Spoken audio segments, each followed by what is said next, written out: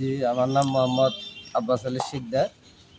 আমার পিতার নাম হাজি আলহাজ ফয়াজউদ্দিন সাহেব। আমি এই এলাকারই সন্তান। আমাদের বাপদাদারা পূর্বপুরুষ ওনারা প্রভাবশালী ছিলেন। সেই হিসেবেই আমি মানুষের সেবা করার জন্য ছোটকাল থেকেই মানুষের দ্বারে দ্বারে ঘুরেছি আজ পর্যন্ত, অর্থাৎ মৃত্যুর আগ পর্যন্ত আমি মানুষের জন্য সেবা করব।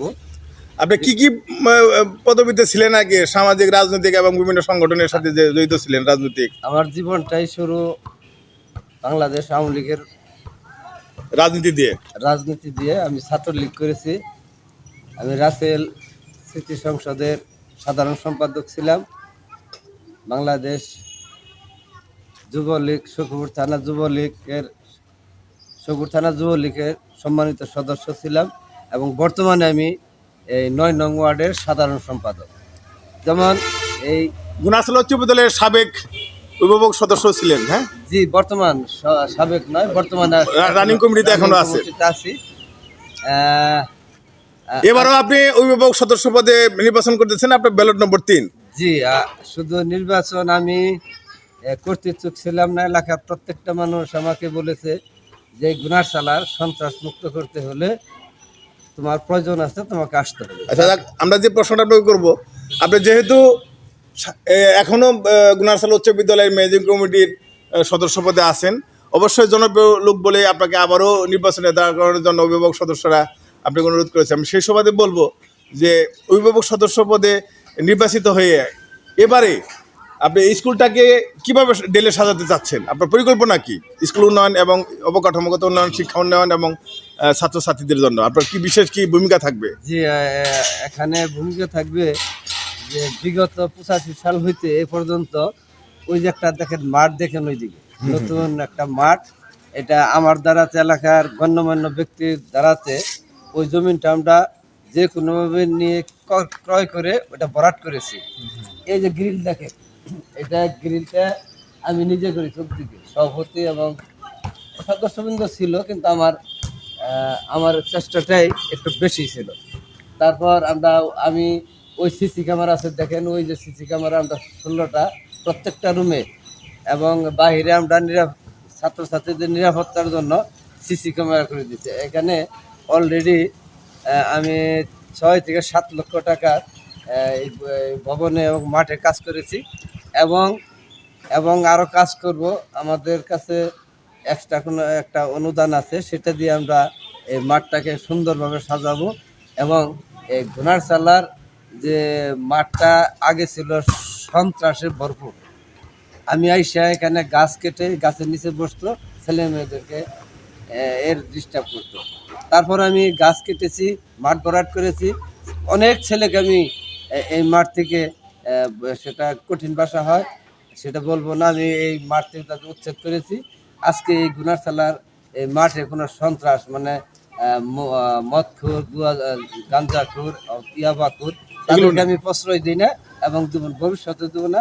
এই গুনারসালার স্কুল সন্ত্রাস মুক্ত একটি স্কুল এবং আমি আরও সন্ত্রাস মুক্ত করতে চাই, এই আশাই রাখি। আচ্ছা, যাক, আমরা যে প্রশ্নটা প্রয়োগ করবো যে স্কুলের যে উপবৃত্তি সিস্টেমটা আপনার স্কুলেতে আছে, জি জি, এই উপবৃত্তিগুলা সঠিকভাবে যারা প্রকৃত অর্থে উপবৃত্তি পাওয়ার যোগ্য তাদেরকে সঠিকভাবে ডিস্ট্রিবিউশন করার জন্য আপনার ভূমিকা কি থাকবে?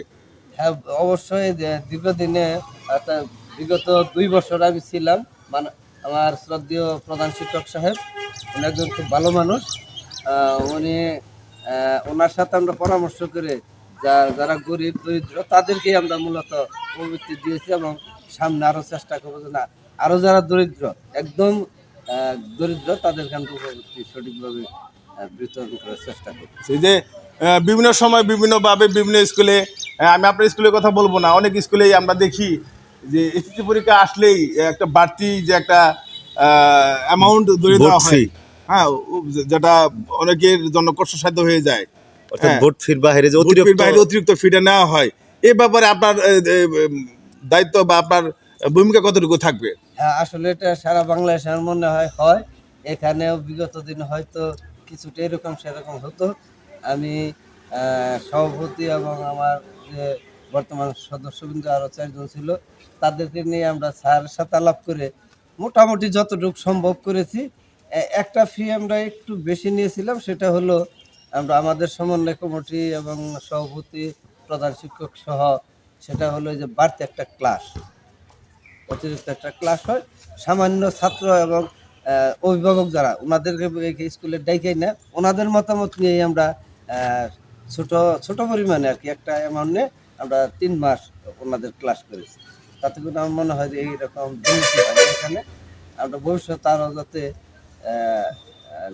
বাড়তি টাকা না লাগে, এদিকে আমি চেষ্টা রাখবো ইনশাআল্লাহ। আচ্ছা, সামনে স্কুলকে নিয়ে আপনার নতুন কি পরিকল্পনা আছে বা পরিকল্পনা আছে আমার, একটু মাঠটা আমি, আমার যে জীবনের শেষ আশা যে আমার মাঠটা যেটা বরাদ করছি নতুন, এখানে আর আমাদের 5 থেকে 7 হাত যদি আমরা দক্ষিণে যাইতে পারি, তার মধ্যে সখীর মধ্যে সবচেয়ে ভালো একটা মাঠ হবে।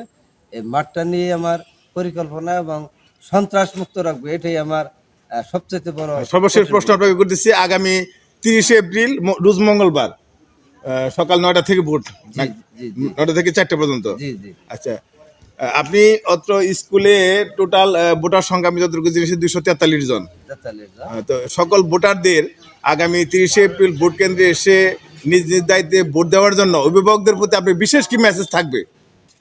আসলে আমি যদিও আমি যারা এখানে আসছে তাদের সাথে আমি একটু বয়স্ক এবং যেহেতু আওয়ামী লীগের সাধারণ সম্পাদক, সেই হিসাবে এলাকার মানুষ আমাকে এখানে পুনরায় যে বর্তমানে আসার জন্য অনুরোধ করছে।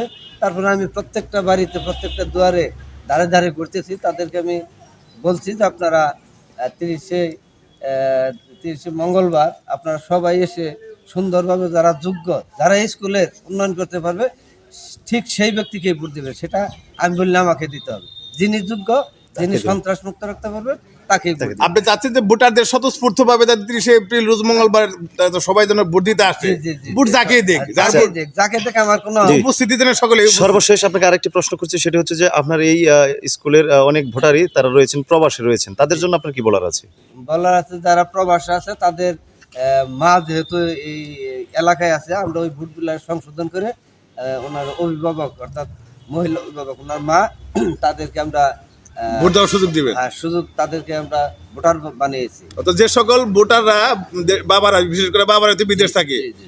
যে সকল ছেলে মেয়েদের বাবারা বিদেশ থাকে, তাদের ভোটগুলো যাতে নষ্ট না হয় সেজন্য তাদের মাদেরকে অগ্রাধিকার দিবে। জি জি, শুধু মা, কিন্তু দাদা দাদি নানা নানি এরকম বিধান নাই, এগুলো আমরা করি নাই, শুধু মা, মানে বাবার পরিবর্তে মাকে অভিভাবক। জি জি, এটা করি। সর্বশেষ আচ্ছা, জয়ের ব্যাপারে আপনি কতটুকু আশাবাদী 30শে এপ্রিল? ইনশাল্লাহ, যে আমি এই কারণে আশাবাদী, যে এলাকার, আমি আসলে এখানে আসতে এত ইচ্ছুক ছিলাম না, এলাকার প্রত্যেকটা মানুষ এই সন্ত্রাসমুক্ত গুনারসালা উচ্চ বিদ্যালয়কে দেখতে চায়, সেজন্য আমাকে সবাই আহ্বান করেছে, সবার ডাকে আমি সাড়া দিয়েছি ইনশাল্লাহ।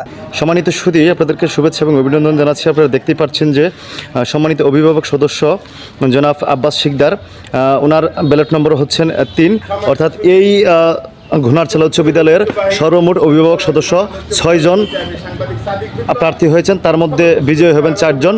আর তাই জনাব আব্বাস শিকদার সাহেবের ব্যালট নম্বর হচ্ছেন 3।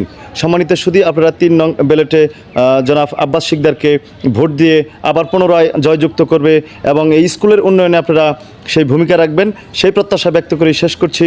দুরন্ত মিডিয়া থেকে শেখ মোহাম্মদ আল আমিন, কালিয়া, সখীপুর, টাঙ্গাইল।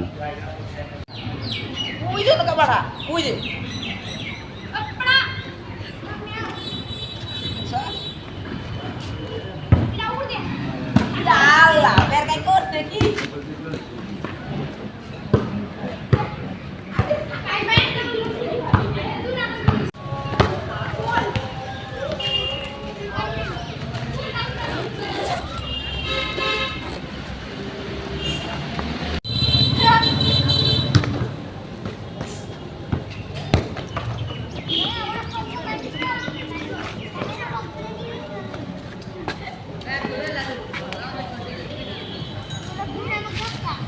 মাটির রেডিকাটে কোনো বেগে কোনো খোঁজ